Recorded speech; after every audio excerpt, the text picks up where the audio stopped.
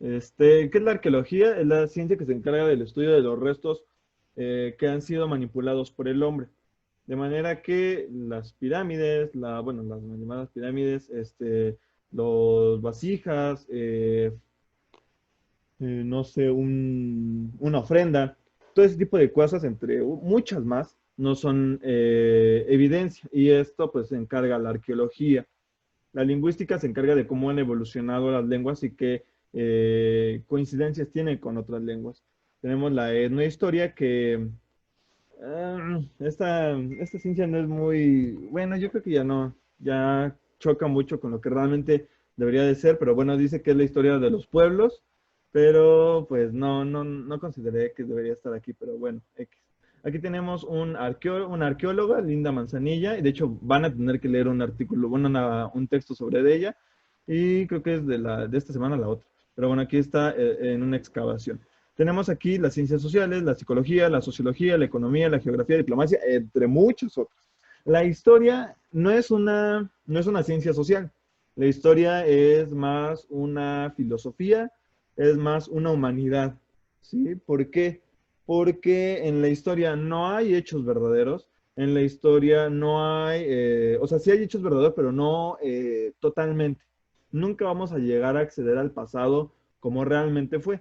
Siempre va a ser desde ciertas perspectivas, aproximaciones y la forma de ver el pasado, dependiendo cada historiador, va a cambiar. Entonces, la historia no podíamos llamar, cierta, o sea, sí tiene carácter científico por el proceso, porque usa el método científico, ¿sí? O sea, usa hipótesis, usa comprobación con evidencias, o sea, sí tiene esa parte, pero tampoco es tan fiable como lo podríamos decir la química, la física. Entonces, la historia está como entre sí ser ciencia y no ser ciencia y se orienta más a ser una humanidad. ¿Ok? Entonces, y como parte de esa humanidad, pues comparte mucho con la filosofía, la pedagogía, la hermenéutica, heurística, cronología, filología. Y tenemos aquí, pues bueno, que también se basa en ciencias naturales como la biología, la geología, la hidrología, la dendrología, genealogía, por medio de, y entre muchas otras. Linda Manzanilla por medio de la geología, va a apoyarse con geólogos y va a darse cuenta de la movilización que hay en el altiplano central, es decir, aquí en la Cuenca de México, de por qué la gente empieza a movilizarse y llega a Teotihuacán. Pues entonces ella se apoya de geólogos que le dicen que hubo una explosión volcánica del Popocatépetl. Y eso impulsó a que todos los grupos del altiplano central se orientaran hacia Teotihuacán. Entonces, se apoya en estas ciencias. Aquí tenemos bueno, un mapa de España, bueno, de la península ibérica. ¿Ok? Tenemos un montón un mapa físico, ¿sí? En el cual vemos sistemas montañosos y bueno, a partir de este sistema montañoso podemos entender ciertas cosas. Ya lo vamos a ver que va a haber una movilización por parte de grupos musulmanes que van a empezar a invadir aquí en la península ibérica para el 711 después de Cristo. Y van a empujar a los reinos visigodos y a los otros pueblos que estaban asentados aquí y van a tener un chorro de problemas y guerras. Pero la parte de acá arriba, donde dice Cordillera Cantábrica, es una zona muy montañosa y muy complicada de acceder, por lo que aquí va a haber una resistencia enorme.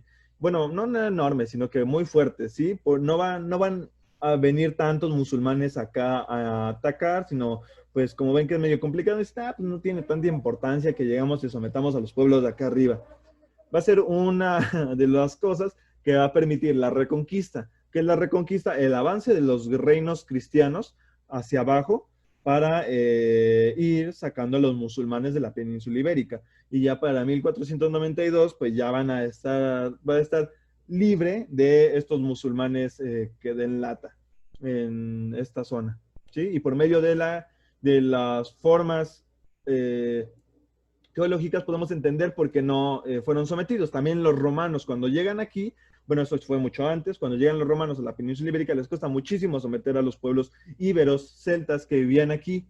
y más principalmente los de acá arriba, siempre han sido como que dan una lata enorme porque pues el lugar donde viven es complicado de acceder con un ejército, eh, con una formación, ¿sí? Porque hay cordilleras, hay desfiladeros, entonces es complicado para que un ejército entre.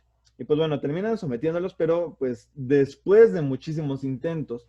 Así que son grupos rebeldes, son grupos que no se van a someter tanto a los musulmanes, por eso también tienen, su lengua es diferente, ¿sí? Acá hablan gallego, porque tampoco no tuvieron tanto contacto con los musulmanes y los demás sí tuvieron. Entonces, palabras de aquí, pues castellanas, pues sí conservan raíces musulmanas, pero acá no, sí, porque no recibieron tanto esa influencia. Podemos entenderlo por medio de la geología. ¿Ok? ¿Tienen alguna duda hasta aquí? No, profe. Ok, entonces vamos a la siguiente parte, que es lo último que mencionaba la lectura. Alguien que me diga quién es el señor que menciona, que es un griego. Bueno, sí, un señor, que se le considera el padre de la historia. Al principio de la parte que les dejé leer para hoy. ¿Cómo se llama este señor de aquí?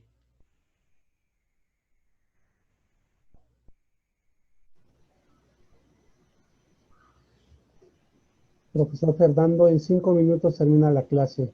Sí, ok. Pues bueno, este señor de aquí se llama Heródoto, ¿sí? Él es considerado el padre de la historia, no es porque realmente lo sea, porque antes de Heródoto, Herodoto. Este señor vivió en Halicarnaso, bueno, nació en Halicarnaso, hoy Turquía, y resulta que a este señor se le ocurre hacer una investigación. Él acaba de vivir un periodo que se llama Guerras Médicas, que es un conflicto entre persas y griegos, y se le ocurre investigar por qué pasó eso, ¿sí? Y de ahí viene el término historiein, el que les había mencionado en la primera parte de la clase, ¿sí? Va a ser una historiein, es decir, una investigación acerca de qué es lo que hizo que se diera esta guerra. Iba a investigar acerca de las guerras médicas y entonces para esto va a acceder a su pasado de ellos y va a decir cuál es la historia de los griegos, de los griegos y de los persas y qué permitió que que eso sucediera. Entonces, como él llega a tener esa vista, bueno, de esa vista de esos pueblos de por qué sucedió lo que sucedió y no de otra forma, por eso se le considera el padre de la historia, pero no quiere decir que se haya sido el primero. Es del que tenemos evidencia, ¿ok? Después de él van a suceder muchísimas personas que van a intentar hacer estas explicaciones históricas, pero no se considera la historia como ciencia. La historia se considera como una novela, como literatura, como un pasatiempo, y la gente escribe acerca del pasado, pues porque está interesada, pero no realmente porque haya dicho, voy a ser historiador y de eso voy a vivir. No, la gente lo hace como, como vocación, como hobby, ajá, como pasatiempo. Entonces tenemos aquí hasta este señor que se llama Augusto Comte, que es un filósofo muy importante, que va a impulsar un movimiento, una corriente filosófica que se llama positivismo. ¿Qué es el positivismo? Bueno, es una corriente filosófica que nos va a intentar darle no solo a la historia, sino a otras ciencias. Va a dar ese paso a que se le consideren ciencias a otra rama, a otros aspectos a investigar. Entre ese caso, pues él se le considera el padre de la sociología.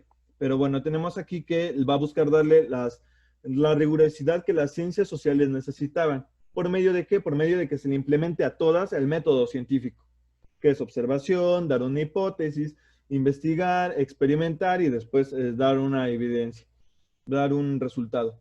Y él dice que solo se accede a la verdad por medio de la experiencia. ¿Y cuál va a ser la experiencia en las ciencias sociales? Por medio de los documentos. A partir de este movimiento positivista se va a dar una clasificación de la historia y se le considera periodización clásica o periodización positivista. ¿Cuál es esta? Que se le considera que la historia se divide en prehistoria, edad antigua, edad media, edad moderna y edad contemporánea. ¿Sí? Y pues va a querer darle leyes al estudio social. ¿Por medio de qué? Por medio de que él propone que las sociedades evolucionan hacia un progreso y esto es muy importante en el positivismo. En el positivismo se tiene la idea de que las sociedades tienden a llegar hacia lo mejor, cuando en realidad no es así. Ninguna sociedad tiende hacia el progreso, cada una tiene su forma de ser y no van avanzando hacia mejores cosas, ¿sí? Cada una avanza de diferente forma. Él propone que en un momento inician las sociedades en un estado salvaje, en un estado inculto, en el cual empiezan a creer en Dios, para encontrar una solución a sus respuestas. Este se le conoce como el estadio teológico. Después se pasa a un segundo estado, que es el estado filosófico, cuando se empieza a abandonar esa idea de los dioses y se empieza a concentrar en buscar la razón y crear ideas a través de ello, ¿sí? Entonces va esta segunda fase, y la tercera fase es la científica, en la cual ahora el ser humano ya no necesita ni de dioses, ni tampoco necesita de doctrinas filosóficas para llegar a la excelencia, al progreso, a lo mejor.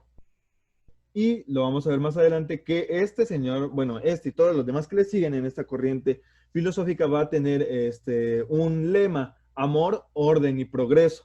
Y eso es lo que creen la gente en ese momento, que las sociedades tienden hacia la perfección, tienden hacia un punto cumbre, que hay un momento en el que las sociedades van a decir, ya llegamos al punto máximo, ¿ok?